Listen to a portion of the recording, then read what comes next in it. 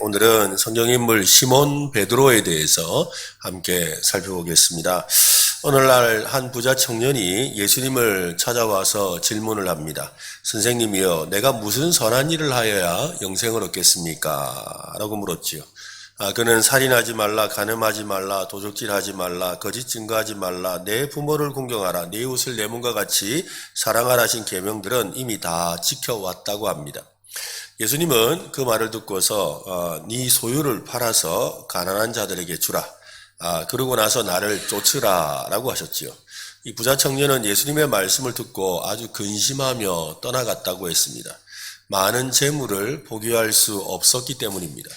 이 모습을 지켜보신 예수님은 한 말씀 하셨지요. 부자는 천국에 들어가기가 낙타가 바늘기에 들어가는 것보다 어렵다라고 하셨습니다.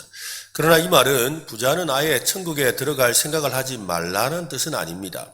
사람으로서는 할 수 없으되 하나님으로서는 할 수 있다라고 하셨으니까요. 그러니까 말하고자 하는 건 뭡니까? 부자가 자기의 재물로는 불가능하다라는 이야기입니다. 즉 자기 재물을 가지고는 천국에 들어갈 수 없다라는 것이지요. 천국에 들어가는 방법은 오직 하나님으로 인하여 가능하다라는 말씀입니다. 이때 베드로가 예수님께 자랑하듯이 말을 하지요. 우리는 모든 것을 버려두고 주를 쫓았습니다. 물론 예수님을 위해 모든 것을 버린 사람이 베드로만은 아니지요. 예수님의 제자들 대부분이 주님을 위해 모든 것을 버렸습니다. 맞습니다. 제자는 예수님을 따르기 위해 거추장스러웠던 것들을 모두 버리고 주님만 따르는 사람이지요. 오늘 우리가 읽었던 누가복음 5장의 말씀은 바로 베드로가 자기의 배와 그물을 버려두고 예수님을 따랐던 이야기를 소개하고 있습니다.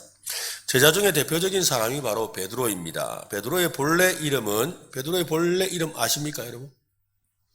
시몬. 그죠? 시몬. 네. 그래서 바요나 시몬이라고 하죠. 이 바요나 시몬이라고 했는데 이 말은 요한의 아들 시몬, 그죠? 이 바자가 아들이란 뜻이거든요. 그래서 요한의 아들 시몬이란 뜻입니다.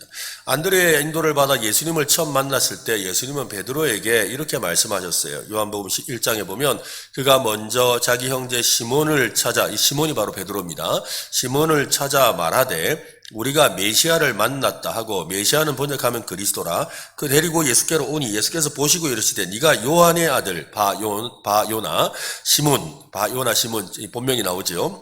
요한의 아들 시몬이니 장차 뭐가 되리라? 게바가 되리라 하리라 하시니, 게바는 번역하면 베드로라는 거예요. 그러니까 이 게바는 아람어입니다. 이 아람어라는 건 예수님 당시에 사용하던 언어가 아람어입니다. 아람어. 바위라는 뜻이고, 이것을 헬라어, 즉 이제 나중에 사도행전에 나오는 언어들이 주로 이제 헬라어 쪽으로 넘어가게 되거든요. 이 당시에 세계 공통어였던 헬라어로 바꾸면 베드로가 되는 거죠.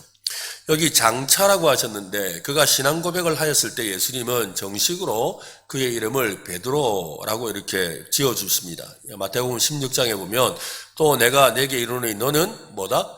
베드로라. 내가 이 반석 위에 내 교회를 세우느니 음부의 권세가 이기지 못할 것이다 라고 말씀하셨어요. 시몬 베드로에게는 이렇게 두 개의 이름이 생기게 되었습니다. 바오요나 시몬, 요한의 아들 시몬이라고 할 때 또 시몬은 듣는 사람이라는 뜻을 갖고 있어요. 이 베드로는 반석이라는 뜻입니다. 예수님은 다른 제자들보다 베드로에 대해 더 많이 말씀을 하셨어요. 베드로만큼 이 담대하게 소리내어 반복적으로 그리스도를 고백한 제자는 없습니다. 그러나 베드로만큼 끊임없이 예수님을 방해하고 비난하고 또 대들고 저지하는 제자도 없었습니다. 그러니까 이 좌충우돌하는 사람이 베드로죠. 그리고 베드로를 가만히 보면 이 나서는 데 천재입니다. 나서기의 천재. 그냥 시키지도 않는데 하여튼 저요 하고 손 들고 나와가지고 뭐 말하고 이런 걸 참 잘하는 사람이 베드로지요. 예, 일단 손부터 들고 보는 거죠. 우리 지난주에 성경 퀴즈 대회 했는데, 그죠? 손 드는 사람, 답하는 사람 따로 있잖아요. 그죠? 일단 손부터 열심히 드는 사람이 있거든요. 물어보면 모르는데 일단 손부터 들고 보는, 예. 베드로도 약간 그런 스타일에 가깝지요. 예수님은 제자들 중에서 12제자 중에서 다른 어떤 제자보다도 베드로에게 칭찬과 축복의 말씀과 함께 직접적인 책망의 말씀도 더 많이 하셨어요. 그러나 예수님은 이런 축복과 책망을 모두 사용하셔서 베드로를 믿음으로 세우고 더 경건한 지도자로 만들어 가셨습니다. 진흙과 같은 아무런 형체도 없고 볼품도 없었던 이 시몬은 베드로라는 반석으로 만드는데 3년이 채 걸리지 않았습니다. 빌립보서 1장 6절 말씀 참 좋은 말씀이죠. 같이 한번 읽겠습니다. 시작. 너희 안에서 착한 일을 시작하신 이가 그리스도 예수의 날까지 이루실 줄을 우리는 확신하노라. 아멘. 저는 이 말씀 참 좋아요. 우리 안에서 착한 일을 시작하셨대요. 우리가 예수를 믿는 순간 이미 우리 안에 착한 일을 시작하셨어요. 착한 일이라는 건 좋은 일, 선한 일 이런 뜻입니다. 그러므로 우리 안에 좋은 일을 시작하신 분이 결국 이루어내실 줄로 믿으시기를 바랍니다. 좀 더뎌 보이고 때로는 실망하고 실족하고 넘어지고 또 좌절하기는 하지만 그러나 우리 안에 일을 시작하신 그분이 반드시 이루어내실 것입니다. 우리는 베드로를 통해서 그런 믿음과 또 위로를 받아야 합니다. 베드로가 넘어질 때마다 예수님은 그를 용서해 주셨습니다. 베드로는 다시 일어나 새롭게 시작을 하지요. 그 모든 경험 속에서 예수님은 베드로를 성장하도록 도와주셨습니다. 예수님께서 남겨주시는 그 사역을 완성하는 일에 그를 세우고 사용하셨습니다. 오늘은 우리와 너무 닮아 있는 베드로에 대해서 설명하려고 합니다. 첫 번째로 이 베드로는 부르심에 순종하는 제자였습니다. 해볼까요? 부르심에 순종합시다. 네, 베드로는 갈릴리 바닷가에 살면서 어부 생활을 하다가 예수님의 부르심을 받았습니다. 이 갈릴리는 가나안 땅에서 이 북쪽에 있는 이 변방에 속한 곳입니다.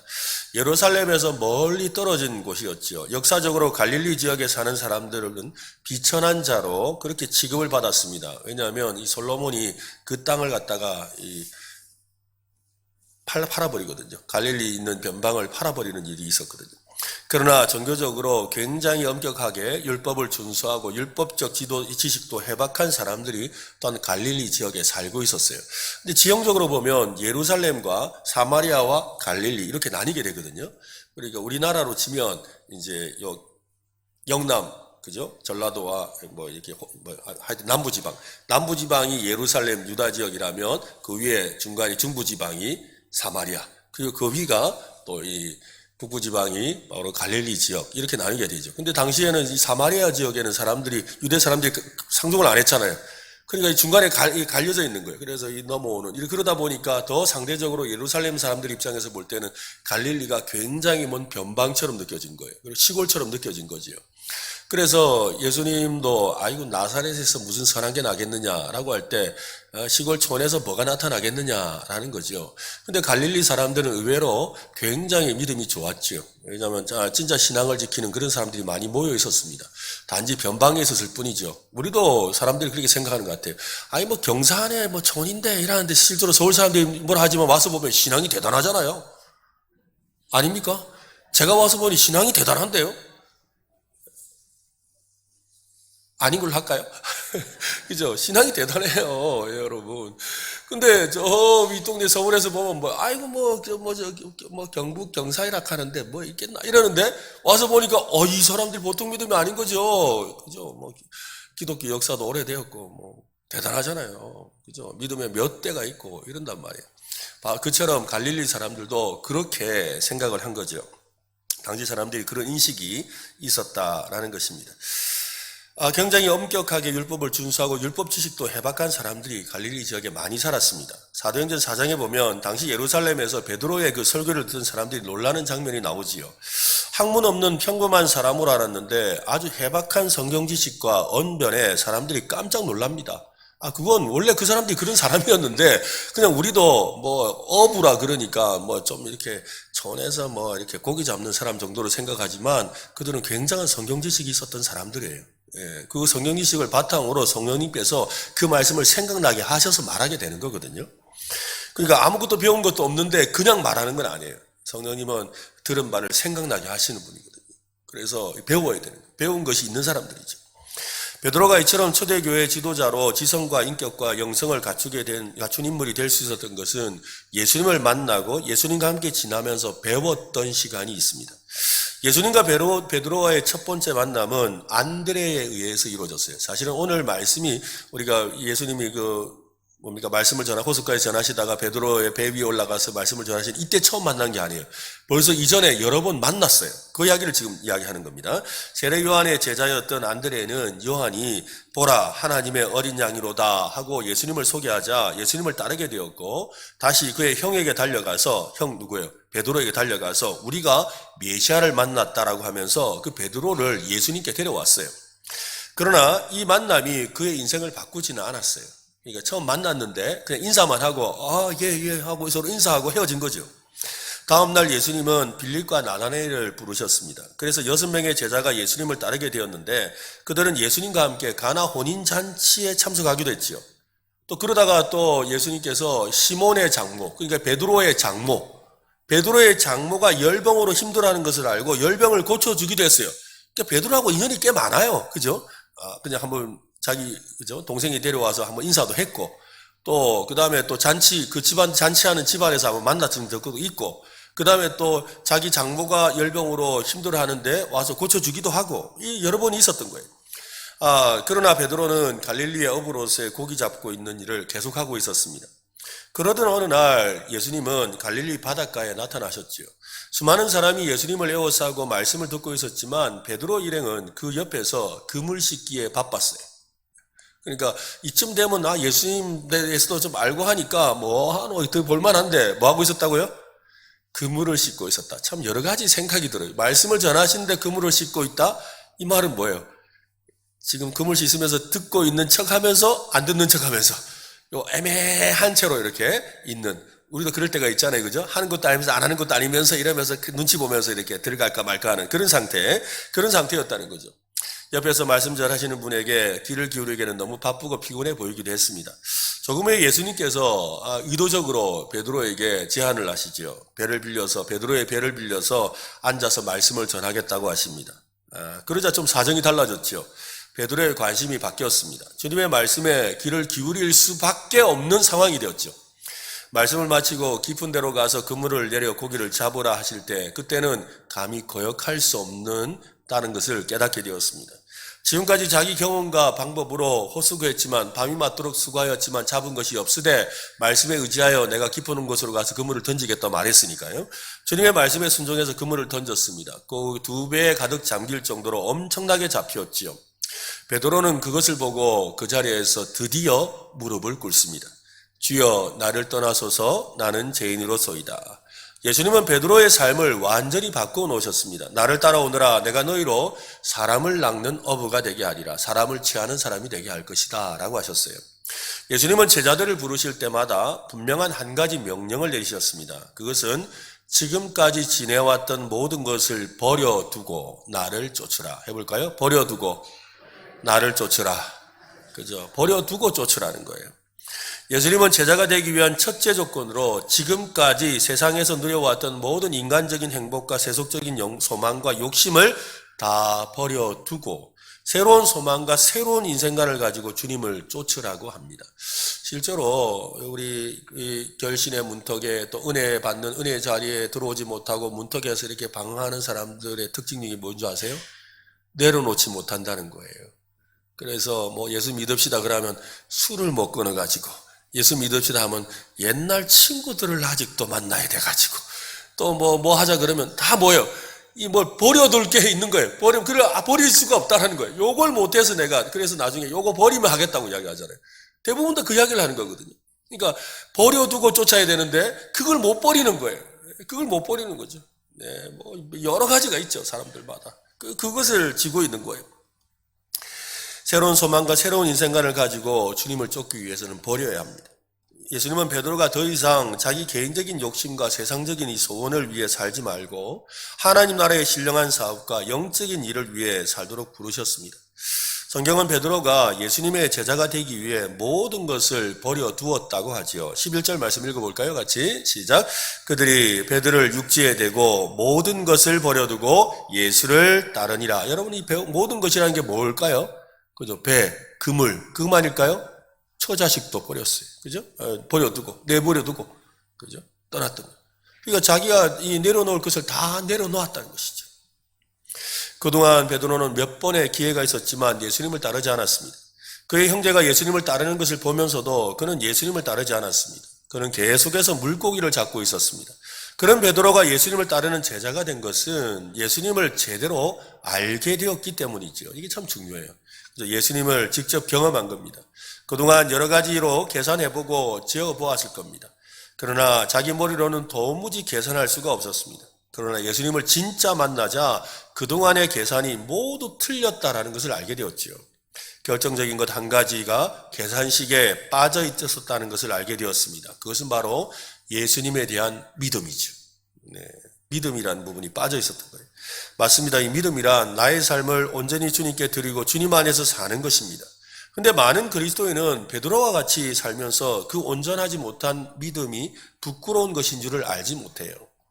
그렇지만 오늘 베드로처럼 어느 날 깨닫게 되는 거예요. 아까 식당에서도 이렇게 밥을 먹으면서 집사님과 이야기하다가 그런 이야기 했어요. 우리 아이들 오전에 설교 말씀 듣고 은혜를 받고 정말 이 변죽을 맴돌지 말고 좀 들어오면 좋겠는데 하는 게 다 우리 부모의 마음이잖아요. 그죠?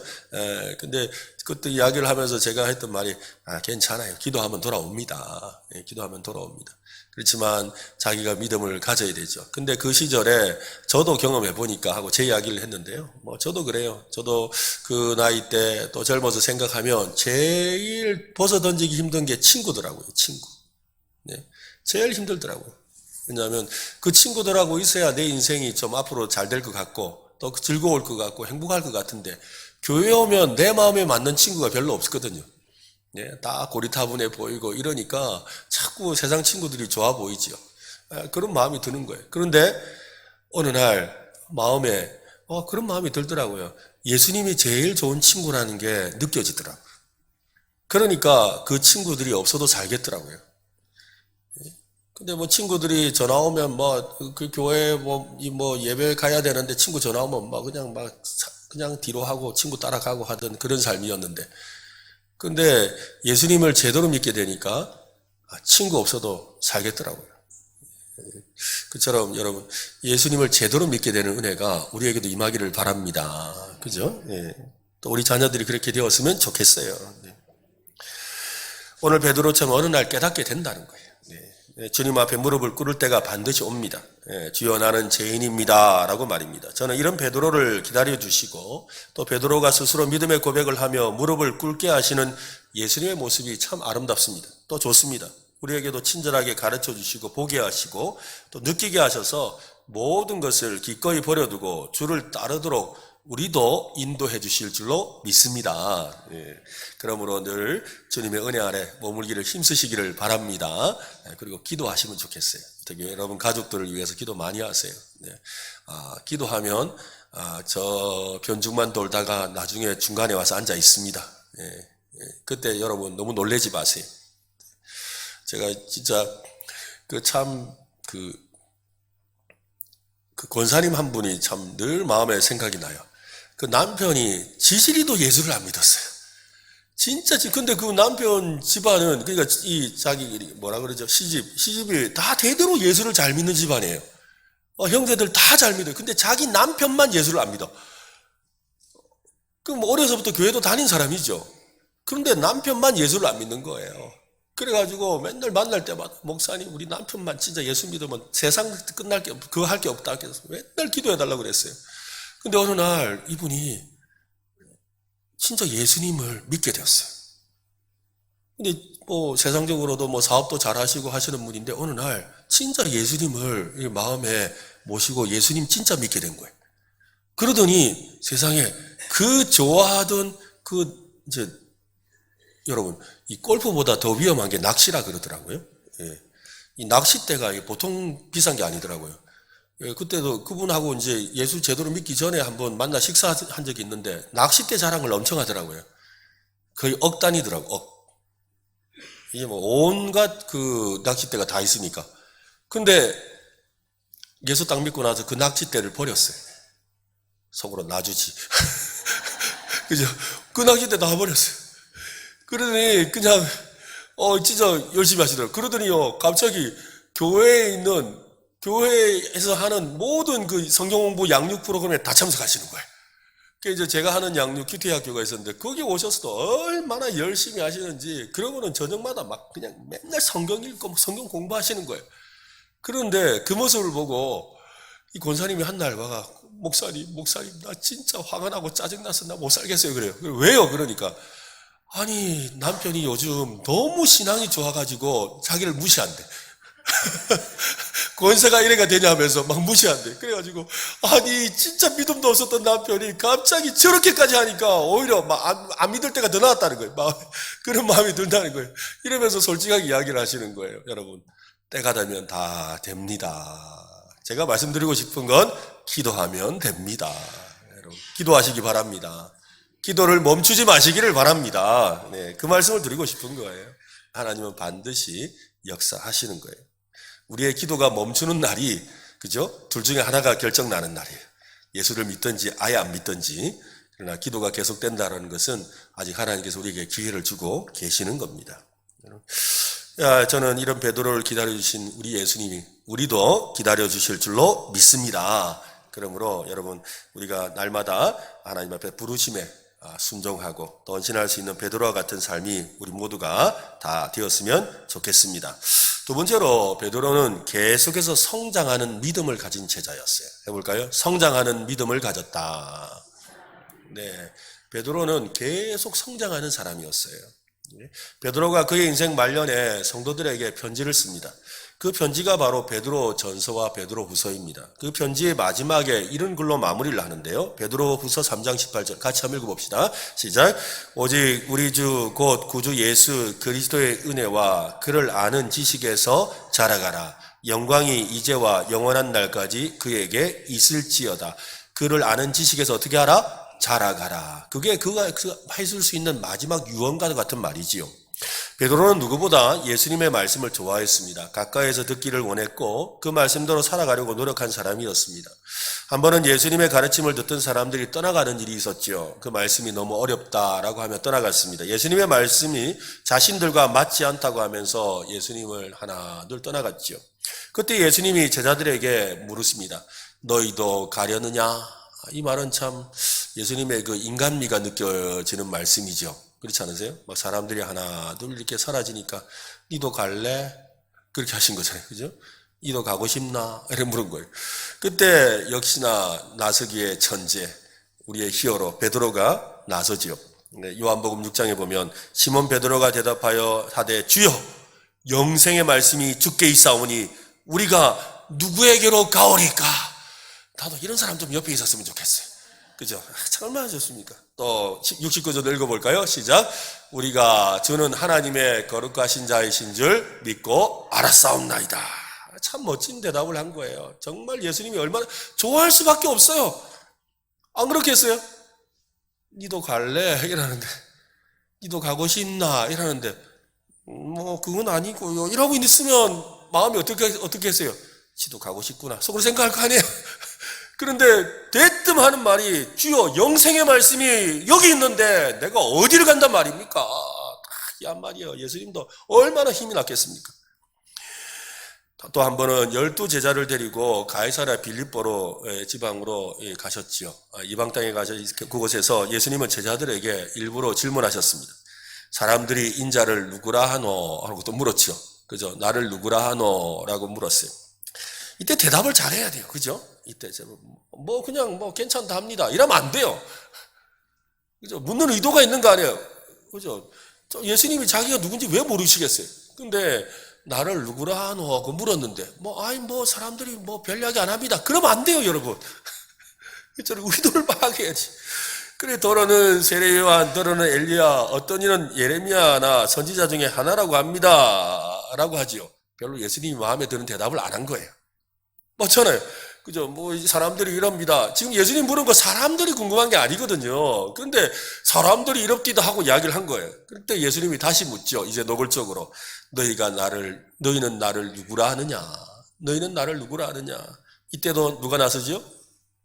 역시나 베드로가 나섭니다. 나서기에 천재 베드로가 이야기하죠. 마태복음 16장 16절 같이 읽겠습니다. 시몬 베드로가 대답하여 이르되 주는 그리스도시요 살아계신 하나님의 아들이십니다. 참 멋진 말을 하는 거예요, 여러분.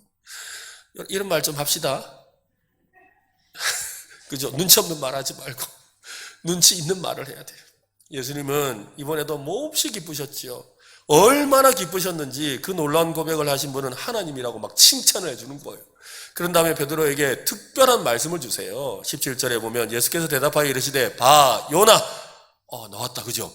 봐 요나, 요한의 아들 시몬아, 네가 복이 있도다. 이를 네가 알게 한 이는 혈육이 아니요 하늘에 계신 내 아버지시다. 베드로는 다른 제자들과 함께 예수님의 그 말씀을 듣고 배웠습니다. 예수님이 하나님의 아들이 되시는 것과 세상을 구원할 메시아가 되신다는 것을 확신했지요. 그러나 아직 그는 많이 부족했습니다. 그의 믿음은 산꼭대기까지 야 네가 그렇게 알게 한 건 하나님이다. 네 진짜 성령 충만하네. 야 네가 어떻게 그런 걸 다 알았나고 예수님이 막 지켜 세웠어요. 그죠? 그러니까 야 내가 이렇구나 하고 막 어깨 힘 좀 주고 막 다른 제자들 보면서 이거 참 그런 것도 모르고 이러면서 힘 좀 들어갔어요. 그런데 어떻게 되었어요? 그냥 저 깊은 골짜기로 곤두박질하죠. 바로 그 즉시 왜? 예수님이 하시는 일을 그가 가로막음으로 말려면 어떤 일이 생겼어요? 사탄아 물러가라! 그 말을 들어보니까 조금 전까지는 하나님이 하셨다 했는데 갑자기 또 사탄아 물러가라고 나오는 거예요. 예수님은 기도하러 산으로 올라가시고 제자들만 배를 타고 갈릴리 바다를 건너가게 되었지요. 그때 갑자기 돌풍을 만났습니다. 갈릴리 호수에서 한평생 살아온 사람들인지라 처음에는 내가 하루 이틀 갈릴리 호수에 풍랑 이는 거 보나 생각했지요. 평소와 다른 풍랑으로 점점 겁이 났습니다. 도저히 감당할 수 없어서 걱정하고 있을 때 예수님께서 바다 위로 걸어오셨습니다. 제자들은 유령이 나타난 것으로 생각하고 몹시 두려워했습니다. 왜냐하면 예수님이 그들을 지나가고 있었기 때문에. 예수님이라면 오실 텐데 그냥 그 배를 지나가는 거예요. 그러니까 놀랬죠. 근데 놀라고 있는 그들을 보고서 예수님이 말씀하시죠. 내니 두려워하지 말라. 낯익은 목소리를 알아차린 사람도 누구? 베드로. 그죠? 그래 베드로는 그 말씀을 듣고서 예수님처럼 나도 물 위를 걷게 해주세요. 그랬어요. 그래서 베드로가 물 위를 걷습니다. 여러분 하여튼 나서야 기적도 경험하는 거예요. 네, 가만히 앉아 있으면 아무것도 못해요. 나머지 11명은 그냥 부러워 죽는 거예요. 그리고 한 명은 물 위를 걷고 있고. 네. 신앙은 그런 거예요. 그래서 나서서 또 물 위를 걸었어요. 참 잘 걸어가지요. 그래서 그가 걸어가다가 또 어떻게 되었어요? 물 속에 빠져간다. 그죠? 물 속에 빠지고 말았어요. 조금 전까지 물 위를 걷는 대단한 믿음이 있었지만 한순간에 물 속으로 빠져가는 그런 믿음인가. 그러니까 이 믿음이 오래 못 가는 것 같아요. 그죠? 대답했다가 딴소리 하고 또 믿음으로 가다가 물에 빠지고 이게 베드로라는 거예요. 그래서 예수님이 말씀하시죠. 마태복음 14장에 보면 예수께서 즉시 손을 내밀어 그를 붙잡으시며 이르시되 믿음이 작은 자여 왜 의심하였느냐? 의심하는 자라고 말씀하셨어요. 믿음이 적은 자라 하셨죠. 물을 걷는 대단한 믿음과 함께 물에 빠지는 적은 믿음을 가진 사람이었어요. 그의 이름처럼 시몬이 되었다가 베드로가 되기도 하고 베드로로 살다가 시몬이 되는 뒤죽박죽인 삶을 사는 거예요. 베드로는 예수님이 하나님께서 보내신 하나님의 아들 그리스도이신 것을 고백했습니다. 그것 때문에 칭찬도 받았지요. 그렇지만 사탄아 물러가라는 책망도 받았습니다. 하나님을 찬양하던 예수님이 베드로를 향해 사탄아 물러가라고 하셨으니 엄청난 말이지요. 베드로에게는 하나님의 아버지와 사탄이 같이 있다고 하는 말처럼 들리기도 합니다. 베드로는 자신의 생업과 관련된 것을 모두 버려두고 예수님을 쫓는 제자였습니다. 그는 분명히 칭찬받는 제자의 삶을 살았습니다. 또한 아직도 세상적인 것을 버리지 못하고 유혹에 넘어가고 의심하고 자기 생각에 사로잡혀 사는 부족한 제자이기도 합니다.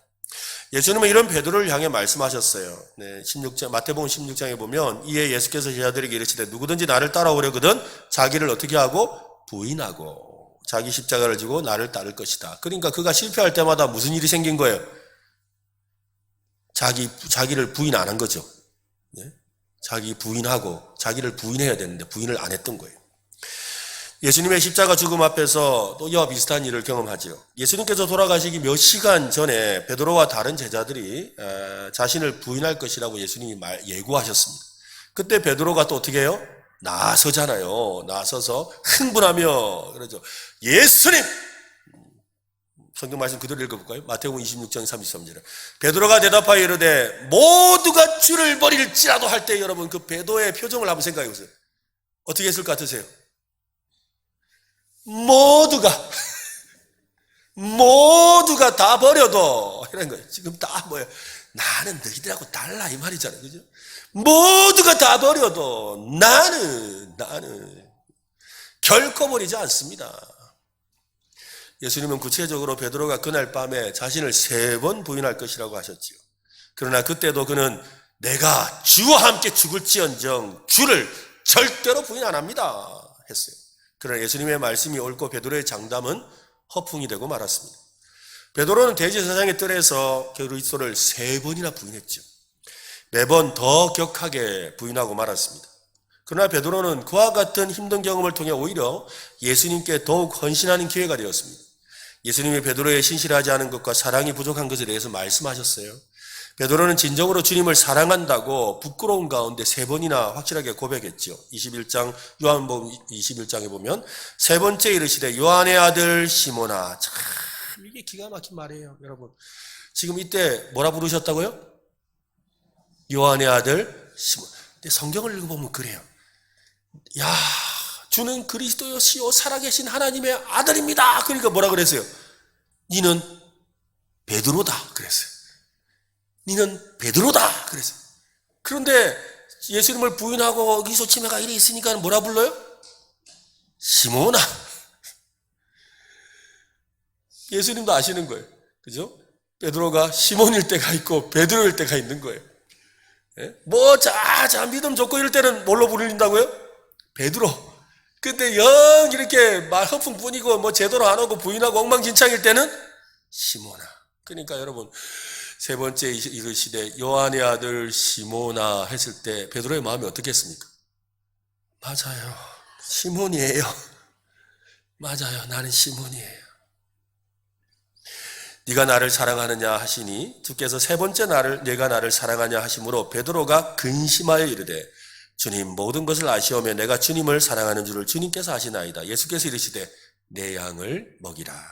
예수님은 베드로를 포기하지 않으셨습니다. 예수님은 베드로가 여전히 예수님의 제자이고 앞으로 사도가 될 사람인 것을 확인시켜 주셨지요. 성장하는 믿음을 가졌다라는 것. 여러분, 성장하는 믿음. 우리 중에 누구도 여러분 성장이 끝난 사람은 없어요. 육신의 성장은 끝났을지 몰라도 영혼의 성장은 계속되고 있어요. 그러니까 성장하는 믿음을 가졌다라는 것은 실수나 잘못을 저지르지 않는다는 말이 아니에요. 그죠? 실수하고 좌절하고 잘못도 한다라는 거예요. 그러나 계속해서 그 실수를 딛고 일어서고 실패를 발판으로 도약을 삼아서 그죠? 도약하는 삶을 산다라는 거예요. 그 사람은 성장하는 믿음을 가졌다고 말할 수가 있지요. 우리도 실수하고 넘어지고 또 실수하고 좌절하고 의심하고 불안해합니다. 그러나 다시 주님을 우리는 의지하고 주님을 신뢰하고 주님을 사랑하지요. 그것이 바로 성장하는 믿음입니다. 여러분 성장하는 믿음이 되시기를 바랍니다. 우리 옆 사람에게 한 말씀 해주세요. 내가 당신 보니 좀 조는 분들이 계셔가지고 한 번 더 내가 당신을 보니 믿음이 성장하네. 한 번 더 합시다. 같이 더 성장합시다. 더 성장해야 되는 거예요, 여러분. 우리는 아직 미완성의 모습을 하고 있습니다. 주님 앞에서 설 때까지 그 일은 계속될 겁니다.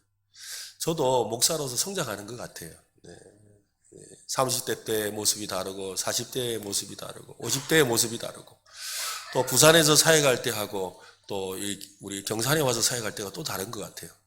저는 잘 모르겠는데 우리 친구 목사들이 그래요. 한 번씩 이 홈페이지 들어가고 유튜브 들어가서 제 설교 듣고 그래요. 야, 장용아, 니 경산 가더만 니 많이 성장했다 그래요. 감사합니다, 여러분. 여러분 덕택에 성장하고 있습니다. 야, 니 가더니 전에하고 많이 달라졌다 이래요. 참 감사한 일이죠, 그죠? 여러분, 저도 성장하고 여러분도 성장하고 우리 계속해서 성장해 갈 수 있기를 예수님의 이름으로 축원합니다. 그죠? 자만하지 말아야 돼요. 자책하지도 말아야 돼요. 주님과 함께 영적인 성장의 길을 걸어가시기를 바랍니다. 결국 베드로는 뭐가 될까요? 반석이 됩니다. 반석이 돼요. 복음서에 나오는 베드로는 좌충우돌하고 나서기를 잘하고 일단 저질러 놓고 보는 그런 모습이지만 사도행전에 나오는 베드로는 사람들로부터 존경과 인정을 받는 그리스도의 늠름한 사도의 모습을 하고 있어요. 사도행전에 기록된 베드로의 사역을 따라가 보면 그는 첫 번째 기도의 사람이죠. 성령님을 받기 위해 기도했고, 감옥에 갇혀 있을 때도 기도했고, 기도하러 가는 중에 안전뱅이를 일으키는 기적도 경험했고, 기도 중에 특별한 환상도 봐요. 베드로가 처음에는 어떻게 했어요? 예수님이 그 산에 데리고 가가지고 기도하자 했는데 어떻게 했어요? 졸고 있었잖아요. 그래가지고 제발 좀 안 줄 수 없나? 그죠? 뭐 마음은 오늘에도 육신이 약하구나. 그러면서 이랬던 베드로란 말이에요. 그런데 그 베드로가 어떻게 해요? 기도의 사람이 됐어요. 옛날에 절던 베드로가 아니다 이 말이죠, 여러분. 우리도 그래요. 그렇게 될 줄 믿습니다. 그죠? 베드로는 말씀에 순종하는 사람이죠. 성령님께서 이끄시는 대로 예수 그리스도께서 가르쳐 주신 말씀을 따라 살아가는 소원하는 사람이었어요. 성도들에게 말씀을 사모하고 순종하는 삶을 살라고 도전한 사람이었어요. 베드로전서 1장 22절에 보면 너희가 진리를 순종함으로 너희 영혼을 깨끗하게 하여 거짓이 없이 형제 사랑하게 이르렀으니 마음으로 뜨겁게 서로 사랑하라. 베드로는 이 뜨거움이 있는 사람이잖아요. 그래서 2장 2절에 보면 갓난 아기들 같이 순전하고 신령한 젖을 사모하라. 이는 그로 말미암아 너희로 구원에 이르도록 어떻게 한다? 자라게 한다. 그죠? 이 베드로서가 말씀하는 계속 말씀해요. 신앙 안에서 자라가는 것이. 자기가 자라왔거든요. 그러니까 그 성장하는 삶, 하나님의 말씀을 사모한 것, 순전한 아기가 젖을 빨려고 막 쪽쪽 빨아대는 것처럼 그렇게 하나님의 말씀을 사모하는 자가 결국 자란다는 거예요. 그런 은혜가 있다는 거죠. 우리도 그렇게 될 줄로 믿으시기를 바랍니다. 그렇게 되시기를 바랍니다. 네. 베드로는 그리스도를 강조하는 사람이기도 합니다. 성도들과 죄인들을 돌보는 동정심 많은 사람이기도 하지요. 더욱이 예수님을 위해 고난받을 수 있는 특권에 기뻐했습니다. 옆으로 물러나 야고보가 예루살렘 교회를 이끌 수 있도록 기꺼이 건의를 내어주는 겸손한 사람이죠. 여러분 사실 내가 난데 한마디 했다면 아마 오선재 성령 강림 사건이 있고 나서 초대교회에 큰 분란이 있었을 겁니다. 생각해 보세요. 지금 초대교회 이 예루살렘 회의의 회장을 누가 해야 돼요? 누가 하는 게 맞겠습니까? 그 초대교회 그 많은 사람 예루살렘 회의에 누가 회장을 하는 게 맞아요? 베드로만한 사람이 어디 있어요? 예수님을 처음부터 따라다녔고, 그죠? 가장 가까이 따라다녔고, 예수님이 가장 총회했고, 예수님이 그를 통해서 교회도 세우겠다고 말씀했고, 반석이 되겠다까지 말했어요. 그것 때문에 캐톨릭에서는 초대교황을 베드로라 하잖아요. 그 정도인데, 그만큼 베드로가 내가 난데! 라고 하면 아무 말 못해요. 그에 비하면 야고보, 예루살렘 회의의 회장이었던 야고보는 어때요? 그는 예수님의 형제이긴 했지만 어떻게 됐어요? 예수님 부인했고 예수님은 아니다 그러고 비난했던 사람이에요. 나중에 예수님 부활하시고 나서 그걸 보고 변화되기도 했지만 어찌되었건 아무리 예수님 가족이라고 하지만 기득권은 베드로에게 있어요. 맞잖아요. 베드로가 내가 하겠다 그러는데 누가 반대를 하겠어요? 영적인 권위에서 그가 살아온 생활에서 그가 살아온 삶에서 그가 가진 모든 것은 다 베드로가 할 만해요. 근데 베드로가 겸손하지요. 겸손한 거예요. 그가 성숙해 있는 거죠. 큰 믿음의 사람으로 성장해 있는 거예요. 무엇이 그를 시몬이 아니라 그토록 멋진 베드로가 되게 했습니까? 예수님을 아는 지식이었다는 겁니다. 그 지식이 그를 성장하게 했고 예수님을 닮도록 만들었습니다. 베드로후서 1장 4절에 보면 이로써 그 보배롭고 지극히 큰 약속을 우리에게 주사 이 약속으로 말미암아 너희가 정욕 때문에 세상에 썩어질 것을 피하여 신성한 성품에 참여하는 자가 되게 하려 하셨나다. 또 3장 18절 말씀 같이 읽읍시다. 시작. 오직 우리 주 곧 구주 예수 그리스도의 은혜와 그를 아는 지식에서 자라가라. 영광이 이제와 영원한 날까지 그에게 있을지어다. 사복음서의 시몬이 어떻게 사도행전의 반석이 될 수 있었을까요? 물론 주님이 베드로를 위해 기도하셨고 그를 가르치셨으니 당연히 반석이 되었을 겁니다. 신앙에 있어서 당연한 것은 없어요. 그가 반석이 되기 위해 거쳐갔던 세 가지 관문을 우리 모두가 꼭 기억하면 좋겠어요. 첫 번째 관문은 닭 울음소리예요. 닭 울음소리. 닭 울음소리가 뭔지 아시죠? 그죠? 설마 꼬꼬댁으로 생각하는 분은 안 계실 것 같은데. 그죠? 닭 울음소리에 예수님과 눈이 마주쳤지요. 베드로는 밖으로 나가서 통곡하며 울었습니다. 진정한 자신을 발견한 거죠. 호언장담을 하는데 실속 없다는 걸 알게 된 거예요. 두 번째 간문은 예수님의 십자가에서 죽임 당하실 때의 모습입니다. 그는 먼 발치에서 지켜볼 수밖에 없었어요. 베드로는 모두 주를 버릴지라도 나는 결코 버리지 않겠다라고 외치며 같이 죽으러 가자라고 선동했던 그 자신을 생각할 때 얼마나 비겁하고 두려움 많고 겁이 많고 자기 자신이 얼마나 연약한 존재인지 처절하게 알게 되었죠. 세 번째 간문은 성령님께서 불같이 임하신 것입니다. 베드로의 삶을 성령을 받기 전의 삶과 후의 삶으로 나뉩니다. 그는 자신의 무능력을 인정했고 아니 철저하게 경험했습니다. 하나님의 도움이 없이는 아무것도 할 수 없음을 없는 존재라는 것을 깨달았지요. 예수님의 말씀에 아무런 토를 달지 않고 순종했습니다. 위로부터 능력으로 입혀질 때까지 그는 기다립니다. 그는 성령의 사람이 되었고 성령과 함께 성령의 열매를 맺는 교회의 반석이 되었습니다. 예수님의 기대와 바람은 정확합니다. 예수님은 시몬을 베드로가 되게 하셨고 사람을 낚는 어부가 되게 하셨습니다. 무엇보다 교회의 반석이 되게 하셨죠. 우리는 베드로를 볼 때마다 친근하고 가깝게 느껴지기도 하고 그래서 나도 따를 수 있겠다라고 생각이 됩니다. 여러분, 우리도 베드로처럼 성장하는 과정에 있습니다. 주님의 말씀으로 성령님으로 우리의 삶이 날로 변화되어서 우리도 시몬이 아니라 베드로가 되는 그런 역사가 임하기를 예수님의 이름으로 축원합니다. 합시다. 나는 지금은 시몬이라도 내일은 베드로다. 그죠? 그렇게 되시기를 예수님의 이름으로 축원합니다.